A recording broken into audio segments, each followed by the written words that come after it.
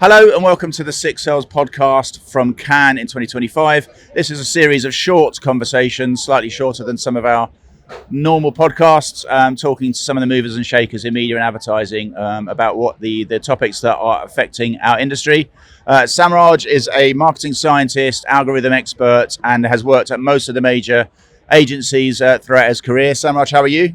Yeah, I'm good, thank you. It's my first time in Cannes and I'm loving it so far. Yeah, brilliant. We have noticed, and we may be slightly biased based on the fact that Lumen Research sponsored this podcast, but I don't think so. We have noticed that AI and attention seem to be two of the big topics being spoken about up and down Yacht Row and beyond. Perhaps with retail media and creativity, of course, being that it's Cannes. What are the topics that you're sort of seeing so far here this week? I'd say agentic AI is huge. AI in terms of automation, generative AI, but attention's a massive factor, and culture. How do you build a viral brand? Do you stick to a certain playbook or do you stay authentic? And one thing I saw yesterday was that you should be authentic and do whatever it is that you have to do in order to build that authentic virality and authentic personal brand or brand as a business. Yeah, absolutely. Authentic, like it's a word that people use a lot, but like, have you got any sort of kind of examples of how you go about doing that? Like, because it's surely everyone wants to be authentic, right? Like everyone wants to say, "Oh yeah, no, we're very authentic about our brand." But like is it bringing characters in? Is it bringing people in? Like, I'd say authenticity is like, the Currys campaigns where they have their staff doing amazingly viral videos that are completely non-traditional in how they approach things and the way that they message, and they stay very current with Gen Z. That's the sort of way that I think you should stay authentic, by using ways that are very unique to you and very kind of authentic in that sense. Yeah, cool. Okay. So we mentioned AI and attention. Let's do it in alphabetical order. So AI. So what are you seeing in media at the moment in terms there's obviously a lot of conversations, as always happens in our industry, around certain topics, and slightly less action normally in the first instance at least. So where are you seeing us on the scale of talking about it versus doing it? Like where do you think we are as an industry at the moment? Well, if we look at AI itself, AI is just artificial intelligence. An Excel formula is AI. AI has been around for a long time. It's generative AI that we're talking about. So in our industry or in companies in general, they usually wrap a lot of these large language models. So Claude, Gemini, ChatGPT, etc. And the good thing about advertising is all based on language. So large language models, perfect, because we can start training it on the language that works in campaigns. What I've seen across all of the industry is everyone's building their own front-ended tools with different LLMs being available to use. So for image generation, for video generation, for generating text for Instagram. But what's going to happen is if everyone's using all of these models, they're going to be all using the same tools. And there's a good saying from Dave Trott, who referenced someone else. He didn't know who it was. You can either hold a knife from the handle or hold a knife from the blade side. Now, AI is a tool that you can handle in that way as well. And the best way to use AI is, in my opinion, for all of the process from end to end from client brief. So a client gives you a brief and says, I want to build my brand in this market. I want to expand it. Okay, you take the brief, you dissect it. You then use it for research on what channels to use, what creative to use, what messaging to use, etc. Then you do planning, activation, etc., etc. And custom algorithms are something that I'm very fond of. And using AI in custom algorithms is great. Even just something simple as building a model that reads all of your old custom algos and can generate similar algos for clients is amazing. And my most recent one is building an algorithm for a client with my team that is scaled across all of the pan-regional markets. So mixing in Scope 3 data with Lumen data to build what I call sustainable attention, because there's a study between Lumen and Scope 3 that showed the higher the attention, the lower the carbon emissions, because the refresh rate on the ad spot on the page is lower. So you have less server calls, and the server calls and the creatives delivered on the web page are all costing a lot of energy. Yeah. So less sustainable media is delivered with less attention. Yeah. So on agentic AI, like the thing that I worry about is if we're asking AI to manage AI, like the automation of automation, I think you called it. How do we know when can we decide, oh yeah, I think that's okay, I think that's probably okay, and when do we need to make sure that humans are looking at it with a fine-tooth comb? Because I'll give you one example I've spoken about a few times. I introduced a mate of mine who works in care homes completely outside of the industry to ChatGPT when it first came out, and he couldn't quite believe what was going on. So I asked ChatGPT to review his football team of choice QPR as it turns out. Poor lad, and basically it was so believable. Like, it gave facts and figures and stats, coming out of your ears. You think, wow, that's amazing that it's done that, but it was all wrong. Now, if you haven't got a human overlooking it to look and go, well, that's definitely wrong. What are the chances that we'll end up with things in circulation, algorithms, code, content in circulation, that will mean that the next wave of AI will then be looking at that, which is incorrect, to learn, and then almost sort of feeding off its own exhaust pipe, if that makes sense? Yeah, so when AI first came out, generative AI, so ChatGPT, it wasn't using live data from the internet. It was based on a training set of data, and it's called GPT because it's a generative pre-trained transformer. So the pre-trained transformer came from Google, and the generative part was developed by OpenAI to generate a conversational outcome for you. There's something called retrieval augmented generation, RAG.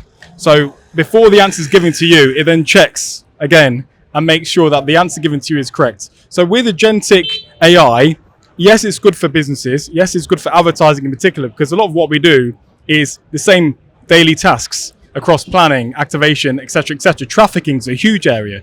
So if you had, say, a trafficking agent, that would be great. But the challenge with anything that you automate is, one, it will impact the way that people operate. So you'll have to do change management, but also in a business, when you're introducing automation, you will inevitably have to find new revenue streams to unlock extra potential for the company. But one thing that it does do actually is it unlocks creative thinking and critical thinking. And when ChatGPT came out, I did a kind of an education session at Nexus. And that education session was, what is ChatGPT? What can be used for? And I showed them how to build a media plan in person using ChatGPT in 2023 in April. So I've seen potential in AI for a long time, and agentic AI is great because it's kind of autonomous in a way. You tell it what you want to do, and then it trains itself, and it can become an echo chamber, but it's up to us to keep a human in the loop. And there's a really good example. I'm a big fan of philosophy, and Plato has an allegory of the cave. So he says there's people in the cave chained up against the wall, and there's a fire behind them, and on the wall there's shadows. Now the data is trained like shadows on the wall. The AI sees the shadows. It doesn't understand the real life, the real world. So it's up to us to kind of add that human intuition and that human labeling into the data, because all data is labeled. We have to remember that data is semantically labeled by us. We define what data actually means. And there's a really good data pyramid of data, information, knowledge, and wisdom. And it's up to us to make AI into maybe artificial wisdom in the long term. But I've seen agents for finding brand safety for Scope 3, for example. I'm seeing Scope 3 later to understand how it works. And obviously, a lot of these companies, they have internal tools that they use to help people to generate images, videos, etc., and they have training sessions. And I'd say one way to understand as a business how to roll out AI is to figure out where are your big goals in terms of revenue. Where's your revenue coming from now, but also in the future, and how long is it going to take to build certain tools that are going to allow you to be ahead of the curve? And I think now it's about speed, precision, and accuracy. I think those three things are the key. Make sure that the answers are accurate and the information is correct. Yeah, but how do you make sure? That's the bit that I'm really interested in, because like you mentioned, asking, I think you said ChatGPT, but AI, let's keep it broad, and how to build a media plan. Now, it can come up with, I'm sure, something that looks brilliant and a step-by-step guide, and you think, wow, that's amazing. But if there's not a human looking at it, it might be wrong, right? It might just basically give you what you think it thinks you want to hear, looking at the shadows, as you say, rather than the fire. And somebody then might follow that and think, well, that's gospel because it's written down, and so we're going to follow that. But then it might not be correct, if that makes sense. So how do humans interface with that data and that generative AI to make sure that everything that's produced is sense checked by somebody that actually knows if it's right or not? I think there should be a checklist. I read a study once that said in hospitals, when they introduced checklists, the death rate went down by 56% or something. I read that study, yeah. Yeah, it's in Dave Trott's book, isn't it? Creative Thinking? Yeah, I think it is, yeah. I love Dave Trott, by the way. Me too. And behavioral science in general. But a checklist is a very simple way, and I've been, I had a really good manager one time in my career, and he said, let's do a checklist, because I was getting lots of wrong in Excel for reports for client. And instead of saying to me, you're doing it wrong, he said, let's make a checklist. Every single time you do it, go through every single piece of that checklist and tick each box. And it could be as simple as that. And every single person, before they use AI for a certain brief, They make this checklist happen. And also AI can do it. So AI does it before, and then it gives you the checklist, and you check it again. And sorry, there's a pigeon. If there is like AI at scale, then as a business, it's impossible to do checks on everything. But you do something called spot checks, right? Spot checks on maybe the largest clients, let's say, or the campaigns that have the most managed spend on them, for example. Okay. So I think we've done AI there. That's good. The second A that I brought up was attention. Yeah. I've got the grey hairs hidden under this cap to prove it, but I've been in this industry for a long time, and it used to be attention was assumed. And what I mean by that is a marketer would spend however many millions on advertising, and they would do their best to plan, along with their agency, of course, plan and buy where that media was going to go, and then just assume that, wow, that was these birds are loving me today, mate. Honestly. For those that are actually watching rather than listening, a bird that's basically as big as a dog just flew past our ears. So apologies for the squeals. Yeah, I mean, it was touch and go there for a moment. Yeah. Where was I before the bird tried to take us out? Talking about attention, and you've been around for a long time. Yeah, thank you. Your grey hairs are from attention. Yes, thank you. Thank you. And so attention was assumed, and John Wanamaker was love him tasked with not tasked, but quoted as saying 50% of my advertising doesn't work. I just don't know which 50%. And I think that might have been overly optimistic. Actually, I think actually maybe an even bigger percentage of advertising doesn't work, because if somebody doesn't look at anything even for a second, then they can't possibly be impacted by it, right? There can be zero kind of effectiveness. So it's amazing, really, that we've gone from assumed attention to viewability, which kind of was on the right path. It was trying to solve the problem, but didn't really, because dwell time on a page could be just as easily inattention as it is attention. Yes. If you go to a web page and then go and make a cup of tea, you think, wow, the dwell time on that page was insane, but no one was looking at it, right? So it's amazing that we've gone to that. But how do you think about that? So if you take the sort of the attention data, blend it with creativity, and then maybe even a little bit of AI, how do you think about those things working together to get better outcomes for clients? Yeah, so here's a really good and simple example. So Google has DV360, which is their DSP. They've had custom bidding for a few years. A lot of these platforms have had multipliers, so bid multipliers, where you can increase and decrease bids based on what data you want to give it to increase by, say, 10% or 20% for mobile or certain domains or whatever else you want to do for. Xandr has now been deprecated, or it's in the process of being deprecated this year by Microsoft. Google has gone and done the same. So gone and done the same with bid multipliers. So it looks like bid multipliers are going to be out in the next couple of years. The future is probably either vibe targeting or vibe coding, for example, in the industry, where you use natural language to tell the DSP or the ad platform what to do. I want to do this. Here's my data set. You upload it, and it auto optimizes for you. The other thing is in DV360, for example, you have something called custom bidding scripts, where you have a certain syntax and you define things you want to do.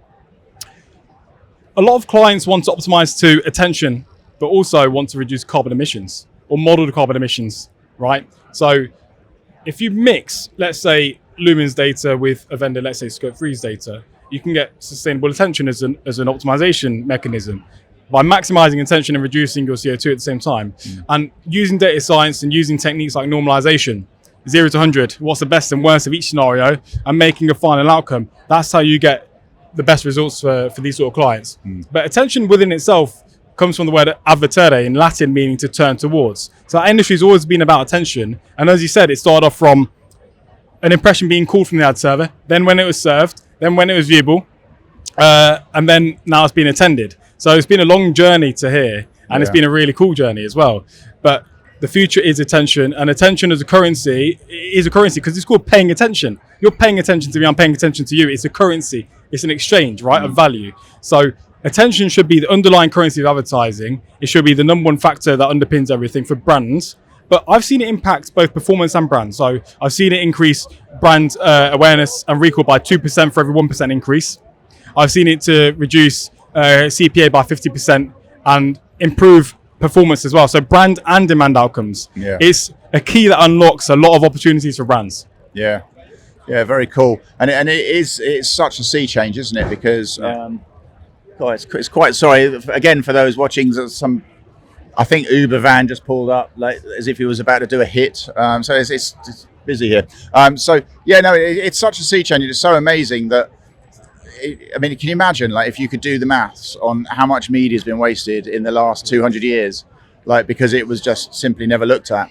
Well, audio is becoming quite big, and so we're seeing the increase in audio ads. Yeah. And Spotify just introduced this ad exchange, I believe. So that's a big and burgeoning area. So audio ads are huge. And everyone's listening to podcasts, hence why we're doing one. Yeah, absolutely. And that was going to be my next point, actually, before the guy with the machine gun just jumped out behind us, or at least that's what I had in my mind before I turned around, is branded content or influencer marketing is on the rise. And I think for good reason. I mean, at Six Cells, we talk about what we describe as people-shaped communications. Love that. And the reason we talk about that is because people pay far more attention to the personable content of familiar people than they do to the corporate content from faceless brands. That's kind of a saying I've said many, many times over the years. And so influencer marketing makes sense. If you've got an influencer that you're kind of quite into, whether it's teaching you how to do your golf chip or makeup advice or whatever it might be, you're kind of into that person and you follow them and they become familiar and they kind of become a part of your kind of digital network, if you like. You kind of know who they are. And so being involved in the content kind of makes sense, right? Because if you look at an average website and go to their Google Analytics, you'll find that probably the average dwell time on a page is about a minute or 2 minutes. Yeah. And then if you look at someone like Lumen Research that do the eye tracking technology to look at what people look at from advertising point of view, like a standard display format, IAB display format might only be 1.2 seconds. So the disparity between the content and the ads is obvious. I think we've always known that. We just haven't been able to measure it. So what are your thoughts about how being the content rather than the advertising around the content is going to sort of play out over the next few years? Well, that's a really interesting question. We're definitely, there's going to probably be a time when human-made content is going to be a really high-value thing, and it already is, right?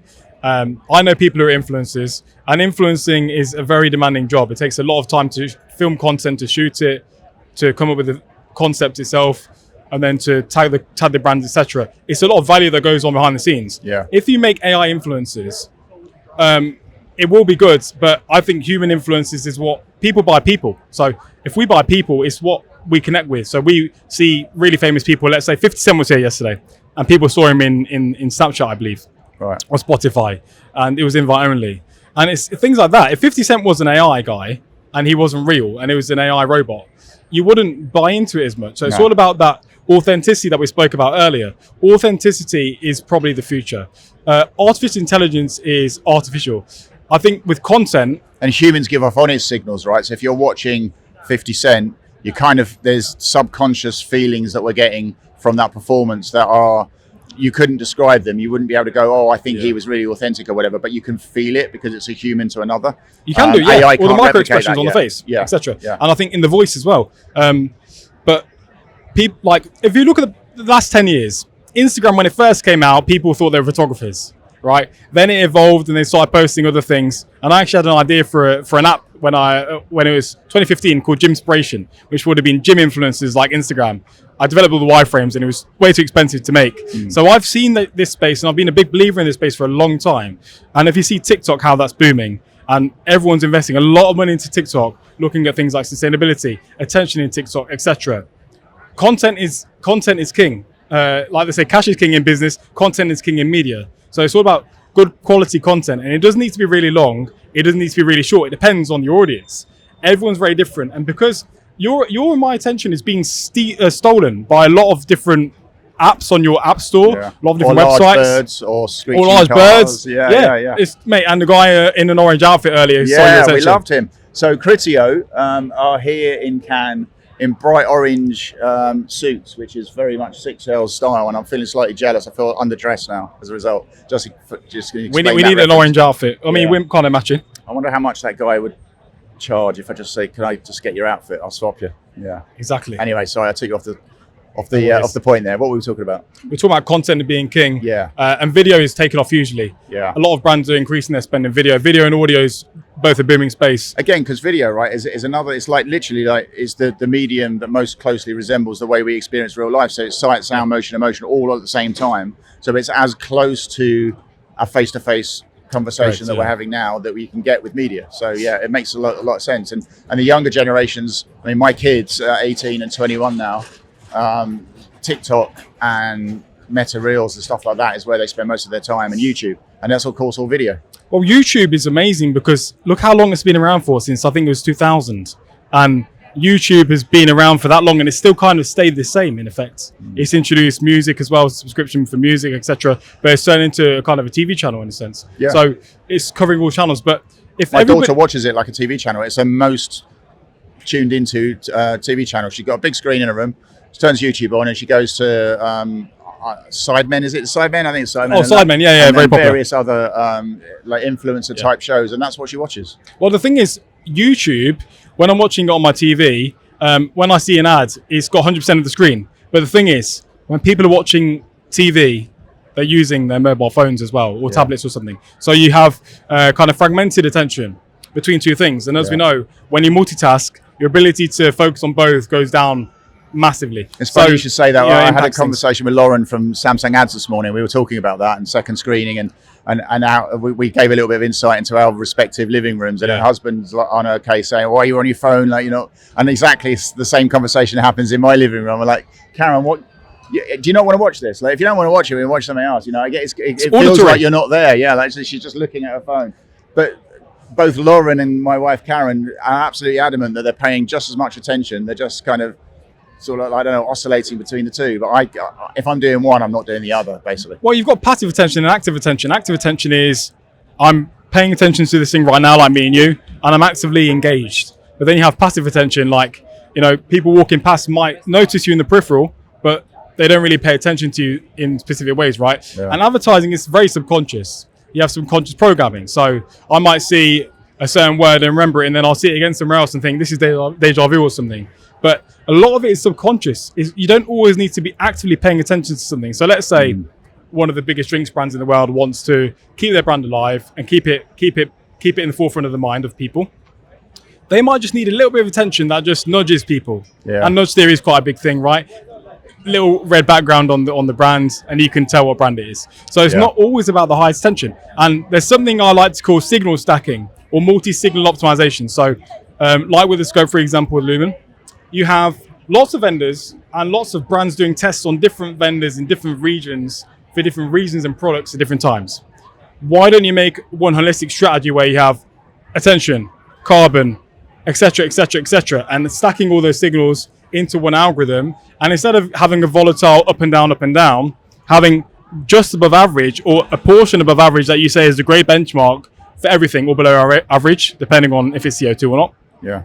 That's the future, in my opinion, is having multiple different signals and vendors into algorithms that are automatically serving ads. But then again, if everyone's using the same signals, then the competition increases. And as we know in economics, higher demand makes prices go up, so CPMs might go up. So therefore, if everyone's using the same things, you want to try and be different.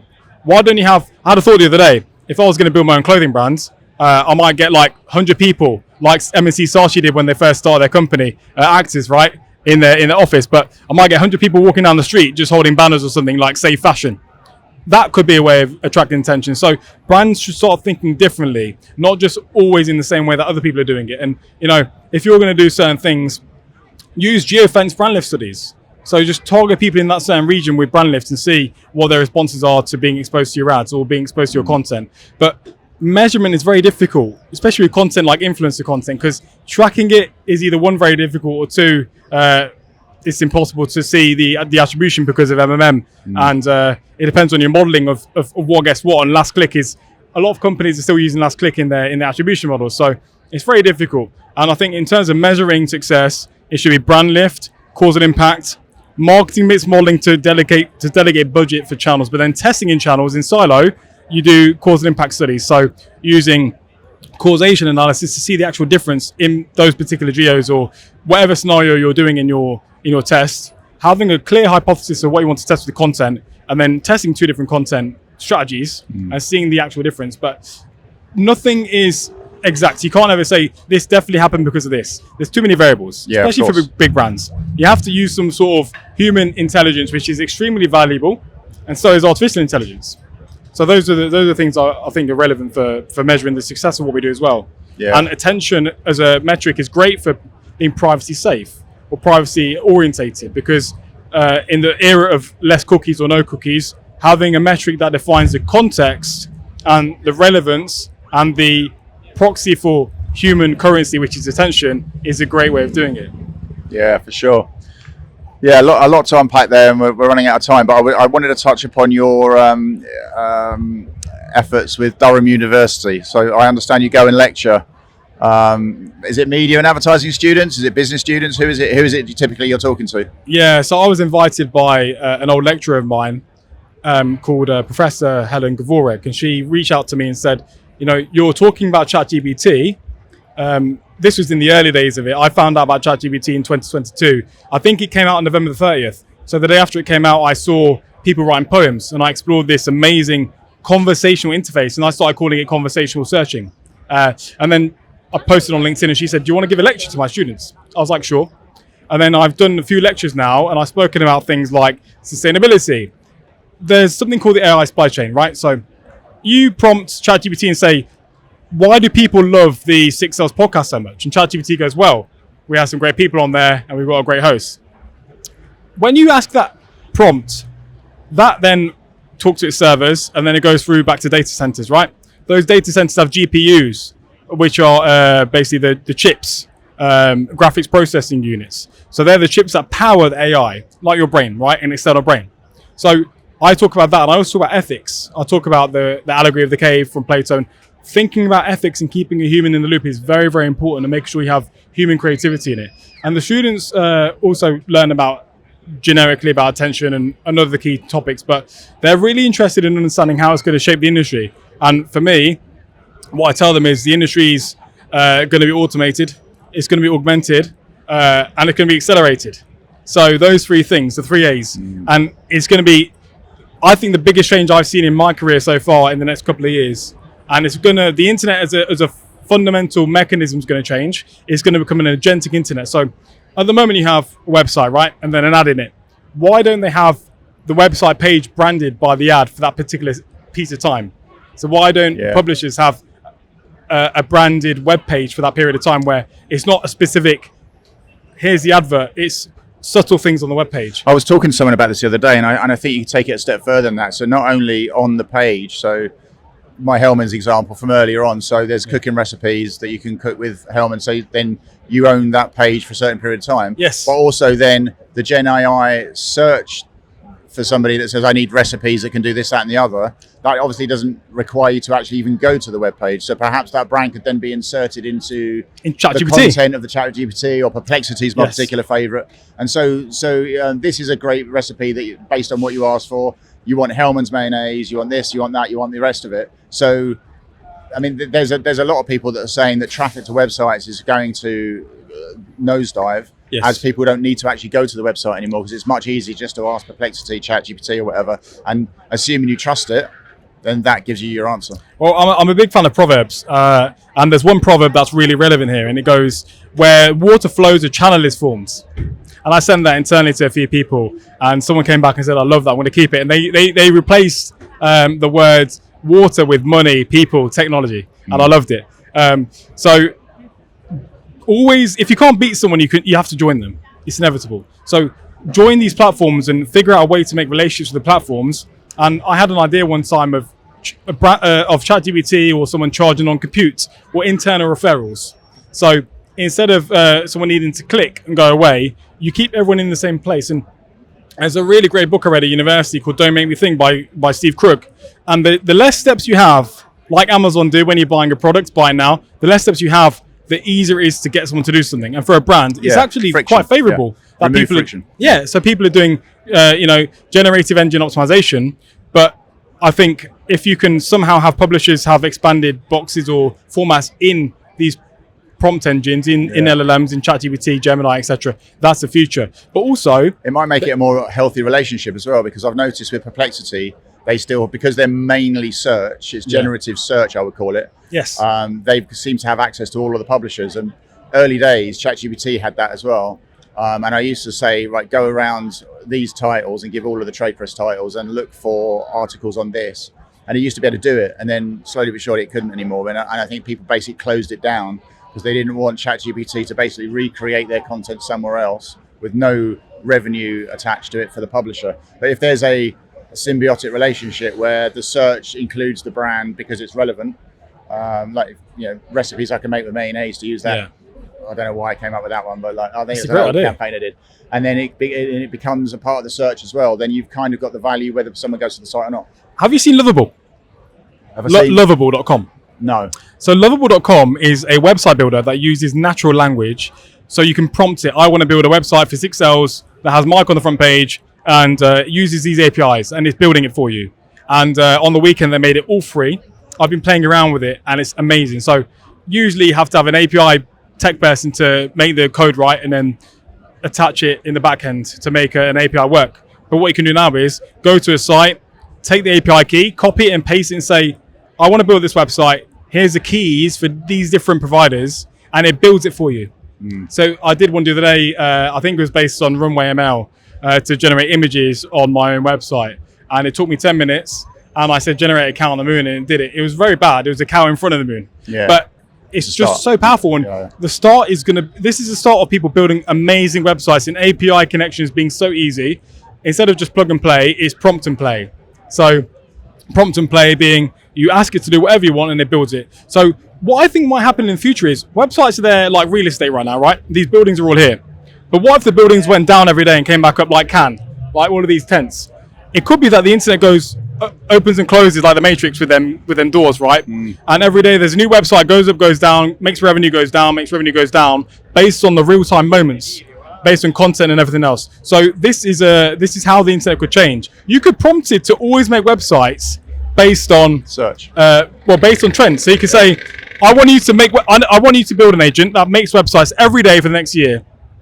Look at all the trends, look where revenue's going, look where money's flowing, and build a website, do this for me, and then bring it down when revenue goes down, and do the same. Do you need, it's not right now. Maybe you don't even need the website. Maybe you just say program ChatGPT and Perplexity with trends, but make them based on our brand positioning and include our brand. Because you can obviously upload pages to Perplexity and ChatGPT. If it was like, I don't know, personal branding, I can upload a page to Perplexity saying this is what personal brand it is, this is why it's important, this is how you do it, la la la. And so what happens is that's now their data basically. So when somebody asks a question about personal branding, they go there and I get quoted because I built it into it, right? So you might not even need the website in the first place. Yeah, it's going to fundamentally change in my opinion.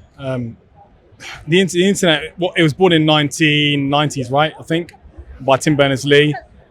It's been around a long time, but it's going to fundamentally change. I think it was 30 years old in 2017. So very old, but it's going to change fundamentally. And I'm really excited. I think agentic is going to be a big thing, building agents, but it's going to become agentic operated. So agents are going to go to sites for you. They're already crawling sites. So when I ask ChatGPT for an answer, it gives me a list of all the sites it's looking at for research.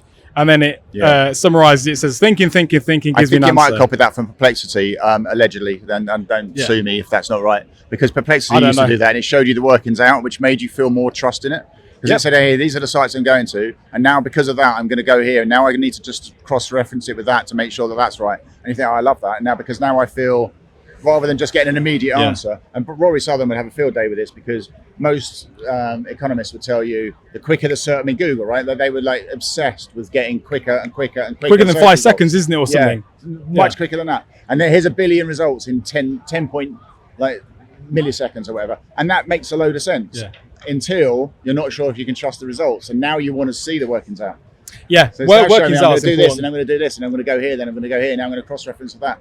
When you do get the answer, albeit sometimes you have to wait 3 minutes for a deep research Perplexity to do its thing, but I feel that's good. I'm happy with that. Well, it's funny because I know somebody in academia, and they're marking certain students' homework.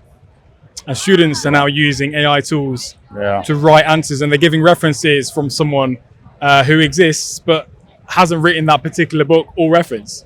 So misinformation is huge, and it's going to keep on increasing, but at least now we can kind of see where everything's from. Imagine back in 1,000 years ago, it's very difficult to reference what someone's telling you. But now you've got everything digitized, you can track references back. So it's actually a good thing that we can actually track things and have a look. But it's up to the AI tools are quite nascent. They've only been around since 2022 in the form they are now. So ChatGPT has been around more than since we all know it to be. So it came out as version 3.5, I think, when we all knew it in 2022, November 30th.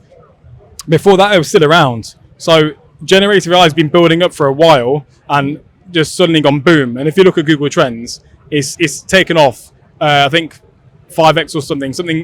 I think it's bigger than 5x in the past few years, but it's huge. And my mum and dad are asking me or telling me about ChatGPT now, and I showed them ages ago, but I showed a lot of friends, and they're like, "You're one of the first guys that was telling us about this," and I'm telling people now about Lovable, and Lovable is going to be huge. It's got OpenAI in the back end. Nice one. Apparently. Well, you just touched upon a few things. There's a whole nother podcast in its own right there, I think. Yeah. So maybe I'll get you back on in the studio in London. But Samraj, it's been fascinating, and thank you so much for being on the podcast. Much appreciated. Yeah, likewise, Mike. Thank you, mate. Cheers. There we go. Good. That was great, man.